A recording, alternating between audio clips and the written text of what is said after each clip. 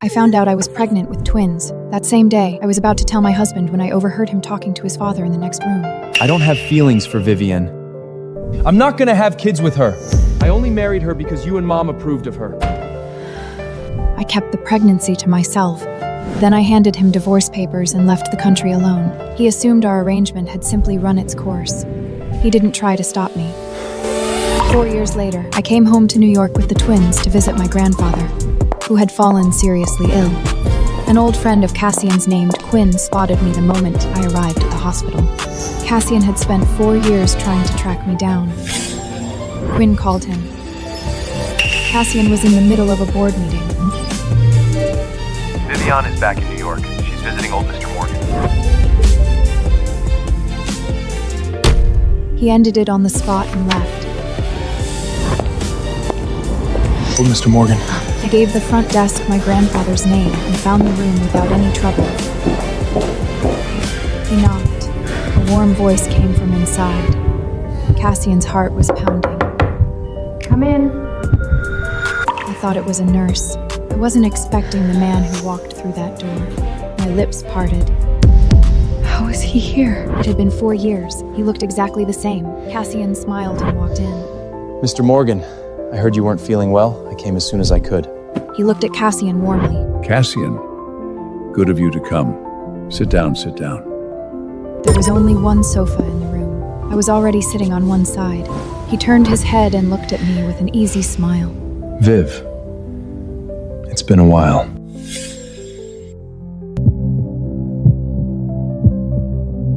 I pressed my palm against my knee and managed a small smile. Yeah, it has. Cassian kept talking with my grandfather, but his eyes kept drifting back to me. My grandfather watched him carefully. After about 40 minutes, Cassian stood to leave. My grandfather looked at me. Viv, walk Castle down, would you? I didn't want to, but I walked out with him anyway. We moved down the corridor side by side. These past few years, have you been okay? Pretty good. You? He smiled. Same as always. That wasn't true. It took him a few months after the divorce to understand how much he loves me. By then, I was already gone. He'd spend every day thinking about me. I stood on the sidewalk with a polite smile as Cassian opened the car door. Thank you for coming to see my grandfather today. It means a lot. Don't mention it. If you ever need anything, call me, even just as a friend. I nodded and turned back toward the hospital entrance. That is when Sebastian came through a side door with the kids, my son and daughter, both of them toddling toward me on short legs. I scooped one up in each arm and kept walking. Cassian's car hadn't moved. He leaned forward, the window tint clearing, and saw a man, 2 small children, all 3 of them gravitating straight to me. Something in his chest tore open. Office. The car pulled away.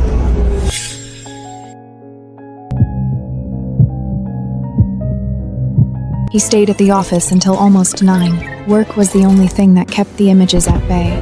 But the moment he closed his eyes that night, the scene outside the hospital replayed on a loop. She'd moved on, married someone else, built something real. She used to be my wife and I didn't take care of what I had. The desk lamp burned all night. By the time morning light filtered through the curtains, he hadn't slept. He pressed his fingers to his temples, got up, showered, drank 2 large black coffees, and went back to work. 2 weeks later, Grandpa was cleared to leave the hospital. My brother Alex and I arrived early that morning to bring him home. The car pulled through the gate of the Morgan estate and into the drive. Before it had fully stopped, the twins came running.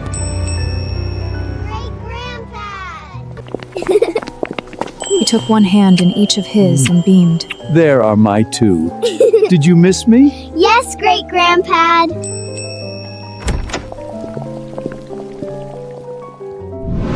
The house had always been quiet, just the housekeeper and the staff. Now there were children's shoes by the door and crayon drawings on the hall table, and the rooms felt warmer than they had in years.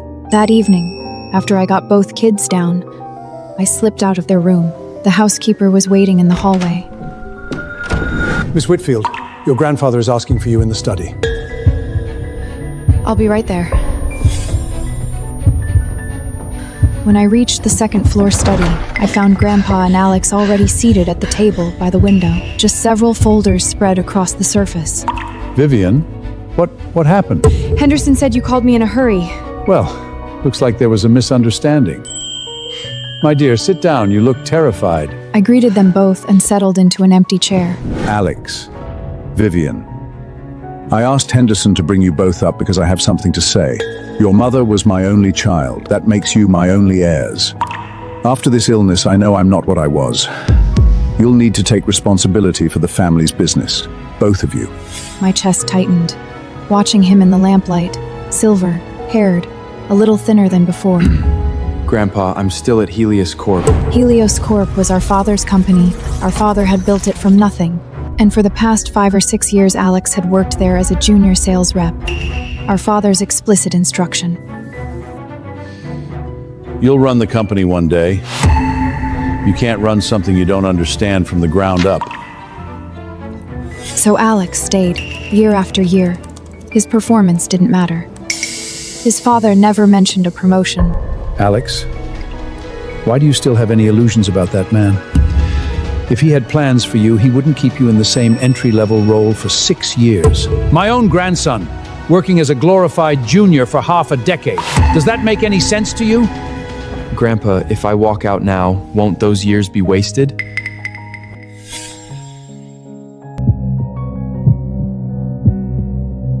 I understood both sides.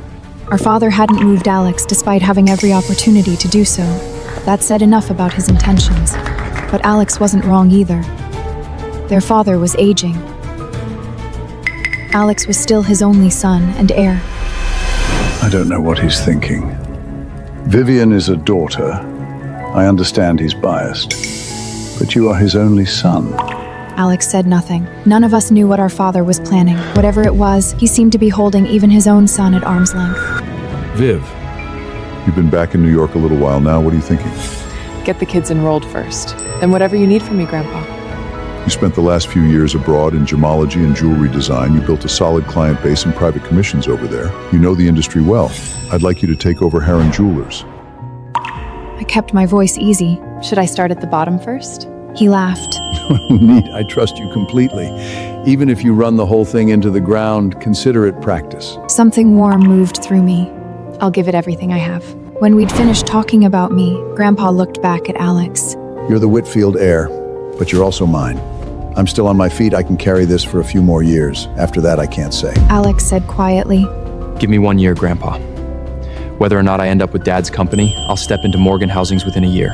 You'll be able to rest. Grandpa finally nodded. Good. 1 year. It's late. The three of us said goodnight. Good night, Grandpa.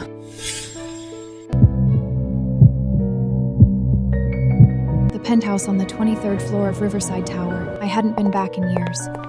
I'd kept the access code but expected the biometric registry to have purged me long ago. I said my name, Vivienne Whitfield. Then the voice print prompt, a soft tone, waiting, a half-second pause. The lock released. The real estate agent stepped in behind me. He looked around. Everything's been kept clean. You'd never know the place had been empty. I was still working that out when Mrs. Miller came in from the balcony holding a watering can. Her face opened into a bright smile. Mrs. Sterling, you're back. I winced. Mrs. Miller, we've been divorced. That isn't really appropriate anymore. She flushed. I'm so sorry, Miss Whitfield. Old habit. It's fine. But why are you here? I settled your wages the day I moved out. Mr. Sterling hired me to keep the place, so it would be ready whenever you came back. Something complicated moved through me. Cassian had never paid attention to things like this when we were married. And now, years after the divorce, he'd quietly arranged it all. If I said I felt nothing for Cassian, that would be a lie, but I'd heard it from his own mouth. I don't have feelings for Vivienne. I'm not gonna have kids with her. Whatever small thing had been growing in me back then, it died the moment those words did. The agent interrupted my thoughts. Miss Whitfield, is it all right if I take some photos? Of course, go ahead. You're selling? It's just sitting here. Better to free up the capital. I read her expression without difficulty. Mrs. Miller, if nothing else comes up for you, would you consider coming to work at the Morgan House? She said immediately. I would love that. One condition. You cut contact with Cassian completely. She tapped the slim band on her wrist without hesitation and swept it away in front of me. The agent finished his photos. I left with Mrs. Miller.